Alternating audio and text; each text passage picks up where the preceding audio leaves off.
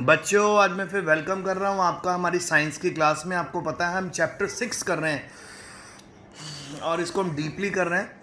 आपको पता है चैप्टर 6 है बेटा हमारा टिश्यू। और टिश्यू जब चैप्टर शुरू करा था मैंने आपको पहले बताया था कि जब ग्रुप ऑफ सेल्स होते हैं वो सेम फंक्शन परफॉर्म करते हैं, स्ट्रक्चर एक जैसा होता है उनका, तो वो एक पर्टिकुलर टिश्यू बनाते हैं। फिर मैंने टिश्यू में आपको प्लांट टिश्यू करवाना शुरू करा। प्लांट टिश्यू में सबसे पहले मैंने आपको मेरिस्टेमेटिक टिश्यू करवाया, परमानेंट टिश्यू करवाया, कॉम्प्लेक्स परमानेंट टिश्यू करवाया। फिर मैंने अब आपको जाइलम और फ्लोएम करवाया। जाइलम वेस्कुलर टिश्यू था प्लांट का जो उसकी मदद करता था जी वाटर ट्रांसपोर्ट में। इसी तरह फ्लोएम वेस्कुलर टिश्यू है प्लांट का जो मदद करता है फूड ट्रांसपोर्ट में। तो आज हम कर रहे हैं एनिमल टिश्यू। आइए हम इसके बारे में पढ़ते हैं। तो बेटा animal tissue definitely plant tissue से डिफरेंट होने वाला है, क्योंकि प्लांट सेल में आपने पिछली क्लासेस में भी किया हुआ है कि जो प्लांट सेल होता है उसमें सेल वॉल होती है, थोड़ा सा रिजिड होता है, थोड़ा सा हार्ड होता है। एनिमल टिश्यू में सेल वॉल नहीं होती, ना ही वो हार्ड होता है। तो यहाँ पे आपको एक स्टमक दिखाया हुआ है, ठीक है, ह्यूमन स्टमक है। और स्टमक के बेटा पार्ट जो है यहाँ पे होते हैं, दो स्फिंक्टर होते हैं स्टमक में। एक होता है कार्डियक स्फिंक्टर और एक होता है पायलोरिक स्फिंक्टर और एक होता है बॉडी ऑफ स्टमक, ठीक है। सो जब खाना ईसोफेगस यानी हमारे माउथ से, हमारी फूड पाइप से स्टमक में पहुंचता है तो हमारा कार्डियक स्फिंक्टर और हमारा पायलोरिक स्फिंक्टर बंद हो जाता है। और जब वो बंद होता है तो यहाँ पे ढेर सारे अलग अलग जूसेस प्रोड्यूस होते हैं। और स्टमक के पास बेटा स्पेशल सेल्स होते हैं जिनको हम ऑक्जेंटिक सेल्स बोलते हैं। वो सिक्रीट करते हैं हाइड्रोक्लोरिक एसिड, और हाइड्रोक्लोरिक एसिड फूड को, प्रोटीन को डाइजेस्ट करने में बहुत मदद करता है। तो जो स्टमक की लाइनिंग होती है वो इतनी इंटेंस होती है कि वो स्ट्रॉन्ग एसिड को भी सह सकती है और मेटल तक को डिज़ोल्व करने की पावर है हमारे स्टमक के एसिड में। तो यहाँ पे दिखाया गया है एक स्टमक का पैच, और उस पैच में दिखाया गया कि स्टमक के सेल्स बने हुए स्मूथ मसल फाइबर्स के, स्टमक के टिश्यू स्मूथ मसल फाइबर के बने हुए। और यहाँ पे आपको एक स्मूथ मसल फाइबर दिखाया हुआ है, ये देखिए, ये रहा स्मूथ मसल फाइबर जिसके सेंटर में न्यूक्लियस है और ये आपके सामने सेल है। और ये लोकेशन ऑफ मसल फाइबर यहाँ पे दिखाई है कहाँ प्रेजेंट होगा। तो जब भी आप ब्रीथ करते हो हम अपनी मूवमेंट चेस्ट की फील कर सकते हैं। जब हम सांस अंदर खींचते हैं हमारी चेस्ट बड़ी होती है, यानी हमारे लंग्स एक्सपैंड होते हैं, जिसको हम इंस्पिरेशन बोलते हैं, सांस को अंदर खींचना। और जब हम सांस बाहर छोड़ते हैं उसको एक्सपायरेशन बोलते हैं, जिसमें हमारे जो लंग्स हैं वो कंट्रैक्ट होते हैं। अच्छा, ये हम बॉडी पार्ट्स कैसे मूव करते हैं इसको स्टडी करने के लिए हमें स्पेशलाइज सेल्स को स्टडी करना पड़ता है जिनको मसल सेल्स बोलते हैं। कंट्रैक्शन और रिलैक्सेशन ये मसल सेल्स ही करते हैं, ठीक है। अब क्या होता है जब हम सांस लेते हैं, आइए देखें, जब हम सांस लेते हैं तो हम ऑक्सीजन को अपने अंदर खींचते हैं। और एक्चुअल में ये ऑक्सीजन कहाँ जाती है, ये हमारे लंग्स के द्वारा एब्जॉर्ब कर ली जाती है और हमारे पूरी बॉडी में फैला दी जाती है ब्लड की मदद से। देखो बेटा, हमारे लंग्स क्या करते हैं, ऑक्सीजन डाल देते हैं ब्लड में, और ये ब्लड ऑक्सीजनेटेड ब्लड कहलाता है, क्योंकि आरबीसी होते हैं हमारे। अगर हम ब्लड की बात करें तो ब्लड में WBCs होते हैं, white blood cell, red blood cells होते हैं, आरबीसी, प्लेटलेट्स होती हैं और प्लाज्मा होता है। अब आरबीसी की पावर है कि एक समय पे एक आरबीसी ऑक्सीजन के 4 मॉलिक्यूल कैरी कर सकता है और उसके एक्सचेंज में 2 कार्बन डाइऑक्साइड कैरी करता है। तो जब जहाँ जहाँ पे ऑक्सीजनेटेड ब्लड हमारी बॉडी में घूमता है, मसल्स में, सेल्स में, जहाँ जहाँ पे जाता है वहाँ पे अलग अलग तरह के प्रोसेसेस होते हैं, कैटाबॉलिक और एनाबॉलिक, यानी मेटाबॉलिज्म होता है। और जब ये प्रोसेसेस होते हैं तो वो कार्बन डाइऑक्साइड रिलीज़ करते हैं। तो जहाँ पे ब्लड जाता है ऑक्सीजन चली जाती है जी सेल्स में यूज़ करने के लिए, और उसके एक्सचेंज में जो वेस्ट बनता है कार्बन डाइऑक्साइड वो ब्लड में इकट्ठी होने लग जाती है। और धीरे धीरे धीरे धीरे जो ये ब्लड है इसके अंदर कार्बन डाइऑक्साइड का अमाउंट इतना ज़्यादा बढ़ जाता है कि ये बन जाता है वीनस ब्लड।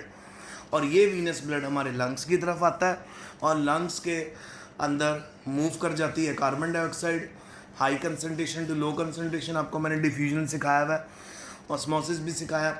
और क्योंकि लंग्स में ऑक्सीजन ज़्यादा होती है तो ऑक्सीजन लंग से कहाँ पहुँच जाती है, हमारे ब्लड में, ठीक है। आगे चलते हैं।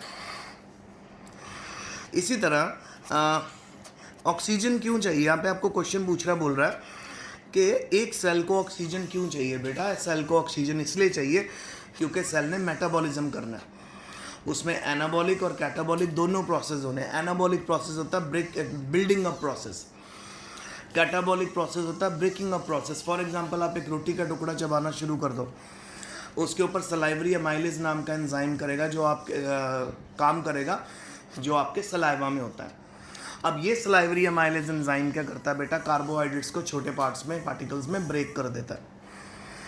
जब कार्बोहाइड्रेट छोटे छोटे पार्टिकल्स में ब्रेक हो जाता है तो आपको रोटी का टुकड़ा मीठा लगने लगेगा, क्योंकि कार्बोहाइड्रेट जब ब्रेक होगा वह सुक्रोज और लैक्टोज में चेंज होता है, और जो सुक्रोज और लैक्टोज होते हैं वो स्वीट होते हैं टेस्ट में। आगे इसी तरह माइटोकॉन्ड्रिया का फंक्शन भी हम लोगों ने स्टडी किया हुआ पुराने क्लासेस में। क्या फंक्शन है माइटोकॉन्ड्रिया का बेटा? माइटोकॉन्ड्रिया को बोलते हैं पावर हाउस ऑफ सेल, क्योंकि ये एटीपी बना के देता है। अच्छा, ब्लड फ्लो करता है और पूरी बॉडी के अंदर वेरियस सब्सटेंसेस को ट्रांसपोर्ट करता है, ठीक है। तो एक तरह से आप कह सकते हो कि जो हमारी न्यूट्रिशन है वो पूरे ब्लड के थ्रू बॉडी में फैलती है। सपोज़ एक पर्सन है जो बहुत ज़्यादा बीमार है, तो ऑब्वियसली उसका डाइजेस्टिव सिस्टम भी बेटा बहुत कमज़ोर हो जाएगा। तो उस डाइजेस्टिव सिस्टम, कमज़ोर डाइजेस्टिव सिस्टम में अगर आप उसको जो मर्जी खाने को दोगे वो डाइजेस्ट नहीं कर पाएगा और वो वॉमिट आउट करेगा या स्टूल पास कर देगा। तो ऐसे पेशेंट्स को हॉस्पिटल्स में ग्लूकोज की बॉटल्स देते हैं और वो सीधा ब्लड के अंदर इंजेक्ट करते हैं, ठीक है, और इंट्रावीनस जिसको बोलते हैं दी जाती हैं, और स्ट्रेट अवे ब्लड के अंदर एनर्जी पहुंचती है और उस बंदे का, उस पेशेंट के सारी मेटाबॉलिक एक्टिविटी आराम से होने लग जाती है। फॉर एग्जांपल ब्लड क्या करता है? ऑक्सीजन कैरी करता है, फूड करता है कैरी, पूरे सेल्स में बॉडी में पहुंचाता है, और ये वेस्ट भी कलेक्ट करता है from all the body parts, ठीक है। और वेस्ट मैंने आपको ऑलरेडी बता दिया, वेस्ट क्या? कार्बन डाइऑक्साइड, और भी कई वेस्ट चीज़ें होती हैं। तो पूरी बॉडी में से धीरे धीरे जहाँ जहाँ पे सेल अपना काम करते हैं, एक मशीन फॉर एग्जांपल आप अपने स्कूटर को लेके जाते हो, आपने कभी नोटिस किया जब आप उसको पेट्रोल डालते हो तो पेट्रोल डालने से आपका स्कूटर चल रहा है, और जब उसका इंजन चलता है तो बेटा धुआं भी तो प्रोड्यूस होता है जिसको हम एग्जॉस्ट बोलते हैं। वो क्यों प्रोड्यूस हो रहा है? That is the waste. इसी तरह हमारी बॉडी जब ऑक्सीजन लेती है तो वो ऑक्सीजन सभी सेल्स में जाती है, उस सभी सेल्स को यूज़ करती है, सेल्स ऑक्सीजन को यूज़ करते हैं, अपने बायोलॉजिकल प्रोसेसेस को कंटिन्यू करते हैं, मेटाबॉलिज्म करते हैं, एनाबॉलिक कैटाबॉलिक प्रोसेसेस करते हैं, और उसके अगेंस्ट वो वेस्ट बनाते हैं, और वेस्ट में कार्बन डाइऑक्साइड भी आती है, ठीक है। सो आप कह सकते हो कि ब्लड का काम है पूरी बॉडी में नरिशमेंट को ट्रांसफ़र करना, ब्लड का काम है पूरी बॉडी में ऑक्सीजन को ट्रांसपोर्ट करना, और ब्लड का ही काम है कि पूरी बॉडी से वेस्ट इकट्ठा करना, उस वेस्ट को इकट्ठा करके लिवर तक पहुंचाना, किडनी तक पहुंचाना, और वहाँ से बाहर डिस्पोज हो जाना। हमारी बॉडी का जो लिवर है वो भी एक बहुत पावरफुल ऑर्गन है बेटा। लिवर एक बहुत बड़ा, आप कह सकते हो टॉक्सिन्स को ख़त्म करने वाला या टॉक्सिन्स को ब्रेक करने वाला, सिंप्लीफाई करने वाला ऑर्गन है। लिवर का काम है हमारी बॉडी को डिटॉक्सीफाई करना। जो भी हम खाना खाते हैं उसमें कुछ ना कुछ वेस्ट हमारी बॉडी में बनता है, जो भी हम दवाई खाते हैं उससे भी कुछ ना कुछ वेस्ट हमारी बॉडी में बनता है, और ये सारा वेस्ट लिवर में जाता है। लिवर इस सारे वेस्ट को क्या करता है? डिटॉक्सीफाई करता है। डिटॉक्सीफाई करने का मतलब टॉक्सिक सब्सटेंसेस को डिटॉक्सीफाई करना, यानी उनको नॉन टॉक्सिक सब्सटेंसेस में कन्वर्ट करता है, और जो टोटल वेस्ट बचता है वो हमारी किडनी के थ्रू, यूरिन के थ्रू, हमारे स्टूल के थ्रू हमारी बॉडी में से बाहर निकल जाता है। सो यानी जो लिवर है वो एक वाइटल ऑर्गन है। What is a vital organ? Vital organ वो ऑर्गन होते हैं बेटा जिनके बगैर हम सर्वाइव नहीं कर सकते। ब्रेन, लिवर, किडनी, हार्ट और लंग्स, ये 5 वाइटल ऑर्गन्स हैं जिनके बगैर लाइफ पॉसिबल नहीं है।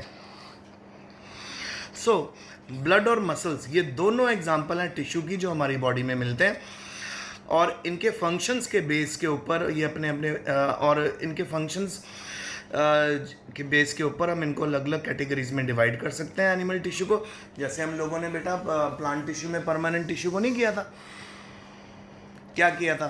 आपको याद होगा क्लोरोप्लास्ट वाला कोलेनकाइमा, फिर जो स्ट्रेंथ प्रोवाइड कर रहा था प्लांट को स्क्लेरेनकाइमा, जो एयर वाला था तो वो एयरनकाइमा। इसी तरह यहाँ पे जो एपिथेलियल टिश्यू का, ये जो भी हमारी बॉडी के जो टिश्यूज़ हैं, एनिमल टिश्यूज़ हैं, उनको हम अलग अलग टिश्यूज़ में कन्वर्ट कर सकते हैं उनके फंक्शन पे, ठीक है। सो इनमें आ जाते हैं हमारे कनेक्टिव टिश्यू आ जाएंगे, मस्कुलर टिश्यू आ जाएंगे, अच्छा जी, फिर हमारे आ जाएंगे नर्वस टिश्यू, और इवन ब्लड को भी हम स्टडी करेंगे जो कनेक्टिव टिश्यू की ही एक तरह की टाइप है, और मसल्स को स्टडी करेंगे जो मसल टिश्यू से बनते हैं।